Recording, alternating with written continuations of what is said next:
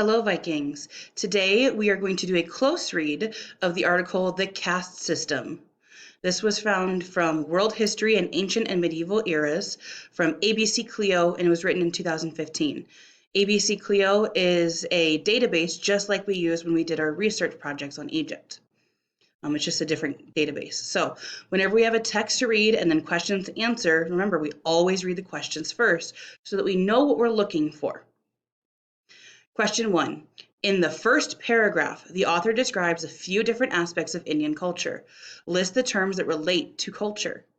So I know I'm going to be looking in the first paragraph, and I'm looking for Indian culture. Okay. Number 2, in lines 9 to 15, I don't even have to keep reading. I know I'm going to find the answer in lines 9 to 15. Then the question is asking, how does the caste system shape India's society? Number 3, in line 21, the author states the untouchables are, quote, assigned jobs that would pollute the higher classes. What does the author mean by this statement? Explain why this group is called the untouchables. Use evidence from lines 20 to 36 to support your answer. So I need to know there are two parts, kind of three parts to this question. Part number 1 is I need to explain what the author means by this statement right here, assign jobs that would pollute the higher classes. And I need to explain why the group is called the untouchables. And to answer that, I'm going to use textual evidence. And the question even tells me exactly where I'm going to find that textual evidence. Number 4. According to the text, why was this group added to the caste system? Oh, when it says this group, what are we talking about? So this is why we look at the questions first, and this is why we read the questions in order. We didn't start with number 6, we started with number 1. So when it says, anytime a question says this group or this information or this anything, it's telling us to go back to the previous question. So, according to the text, why was this group added to the caste system? Well, this group is about the untouchables, because that's what the previous question is about. Does that make sense? Okay, good. Number 5, what role does karma play in maintaining the stability of the caste system? Use textual evidence to support your answer. I know I've heard this word before, but I'm pretty sure this is going to come up in the answer somewhere. When it says maintaining the stability of the caste system, what that's saying is keeping the caste system stable, not changing it throughout generations and even centuries. And number 6, why have some lower caste Indians converted to non-Hindu faiths? And what is the consequence of this? So there's 2 parts to this question, and we are going to be looking for people who have converted to non-Hindu faiths. And then I think the consequence will probably be easy. All right, so we know what we're looking for. First paragraph, we're looking for Indian culture. Lines 9 to 15, how the caste system shaped India's society. Lines 20 to 36, we're hopefully going to be able to answer, explain what assigned jobs wouldn't pollute the higher classes, and explain why this group is called the untouchables. We'll be able to answer why the untouchables were added to the caste system. We'll be able to discuss karma and people who have converted to non-Hindu faiths and the consequences of that. All right, so we're going to go back up to the top. Follow along with me as I read. Hinduism, India's main religion, is one of the most ancient faiths in the world. It arose as a complex tradition of beliefs and practices around 1500 BCE. Over time, Hinduism evolved to include a social class order known as the caste system, a pantheon or a collection of many gods and goddesses, a variety of sects and ritual practices, and an epic religious literature. Now, I don't remember what the question was asking, but I do remember that we have a question about something in paragraph 1. So let's go back down. First paragraph, the author describes a few different aspects of Indian culture. List the terms that relate to culture. So there are 1, 2, 3, 5 different aspects of Indian culture. You're going to list them. And when it asks for a list, you do not have to answer in a complete sentence. Pause the video and go answer that question. Continuing on, the caste system. Caste is a term used to describe the complex society of social divisions that pervades life in India, that influences life in India. Caste is an ancient hereditary or family system that developed alongside and became intertwined with Hinduism. So it joined with Hinduism.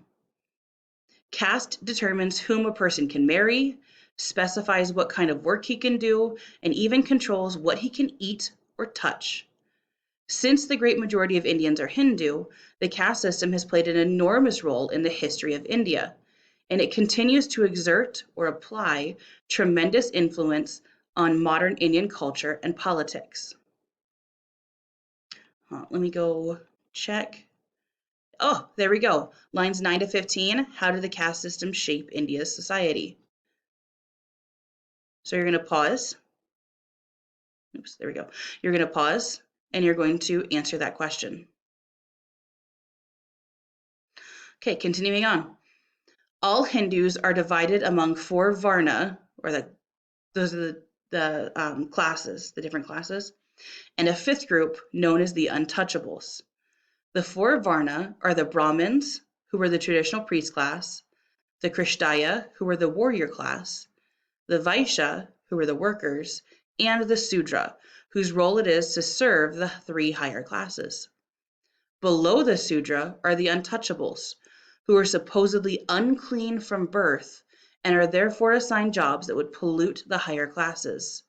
These include working with dead animals or cleaning sewage.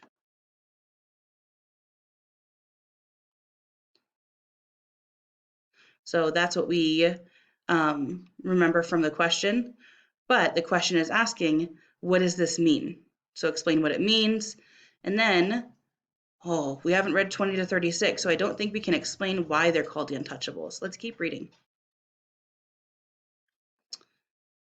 Each of the varnas are divided into hundreds or thousands of jati, literally meaning birth. The jati are kinship groups or family groups with hereditary roles and professions within society. Hereditary roles and professions means like if I was male and my dad was a carpenter, then I'm a carpenter, and my son would be a carpenter, and his son would be a carpenter. You don't get to change professions because it's part of your jati. Hindus will traditionally marry only within their own jati. The untouchables are thought to have excuse me. The untouchables are thought to have been added to the system as newly conquered tribal groups were added to Hindu society at the lowest rungs.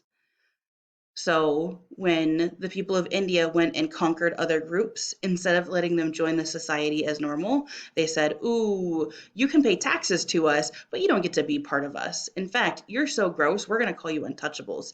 And you're going to have to do things like work with dead animals and clean sewage and work with dead bodies. No thanks. Another explanation is that they developed in response to the religious needs of the higher castes as Hindu religious practices became more restrictive. Strict religious interpretation dictates that members of the higher castes avoid contact with many aspects of daily life, like dead animals, human waste, or menstrual blood. The untouchable caste may have been created out of the Sudra caste in order to provide workers who could take care of these polluting aspects of life. At some point, this concept of ritual pollution extended to the workers themselves, so they were literally untouchable. Strict Brahmins, for example, will avoid touching anything that has come into contact with a member of the Chamar Jati, the untouchable group responsible for dealing with dead animals. So we've read at lines 20 to 36, and now we are going to use our evidence to support our answer. Pause the video. Okay. Now we know that we need to answer why the group was added to the caste system. We already have that answer. So pause again and go ahead and answer it. Welcome back. So question 5, what role does karma play in maintaining the stability of the caste system? We need to use textual evidence. Have we read about karma yet? Okay, so let's keep reading. The caste system in India is inextricably or completely linked to the beliefs of Hindu religion. One of the tenets, or one of the firm beliefs of Hinduism, is reincarnation, the belief in the rebirth of a person's soul in another life form after death. The life a person is reincarnated into is determined by his or her karma. The person with good karma may be reborn as a higher caste human, while a person with bad karma might be reborn as a lower caste human.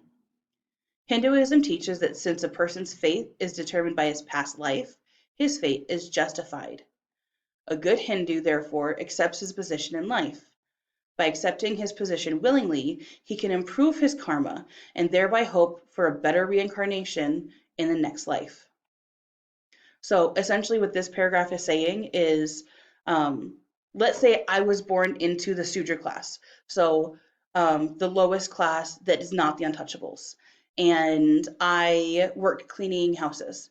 And I don't complain. I don't say, oh, I want to be president. I'm thinking outside of my caste. I marry someone who's inside my caste. I raise my children to be good Hindus. Then I have led a good life filled with karma. When I die, I would be reincarnated. I might be reincarnated into a higher caste. And that would be my reward for living a good life this time around. On the other hand, let's say I was higher up and I was in the Krishtaya class and I murdered someone because I wanted to take something they had. Then I have bad karma, and when I die, I would be reincarnated lower. That make sense? Okay. So we have our answer about how the role that karma plays in maintaining the stability of the caste system, and we can find evidence that supports that answer. And our last question, why have some lower caste Indians converted to non-Hindu faiths? The social implication or consequence of this belief system has had a remarked stability or rigidity in Indian culture. Since being a good Hindu means accepting one's position in life, Hindus have been reluctant to challenge restrictions imposed on them by the caste system. The system has kept a large part of the Indian population in a condition of servitude, since the Sudras and untouchables have been reluctant to challenge their positions. The higher castes have not questioned the system because they benefit from it, and because, according to their beliefs, the lower castes deserve their status because of actions in past lives. If you want, you can pause the video and add more information about karma. But remember, now we're looking for conversions. So let's read our last paragraph. Challenges in the caste system in India have primarily come from the influence of non-Hindu faiths. Islam, Christianity, and Jainism all espouse a more egalitarian or equal message that runs counter to caste practices. Of those faiths, Islam has been the most significant, as it has held a large number of adherents or believers in India for well over 1,000 years. Some lower caste Indians have elevated their social status by converting to these non-Hindu faiths, although this has generally meant separation from their traditional family groups. The majority of Indians have remained within the Hindu faith, and the caste system has continued to exert a profound influence on their lives. So, you're going to discuss why some lower caste Indians have converted to non-Hindu faiths, and because they've converted, what has happened to their lives. As always, if you have questions, please do not hesitate to ask. Be good people, make good choices. Go Vikings.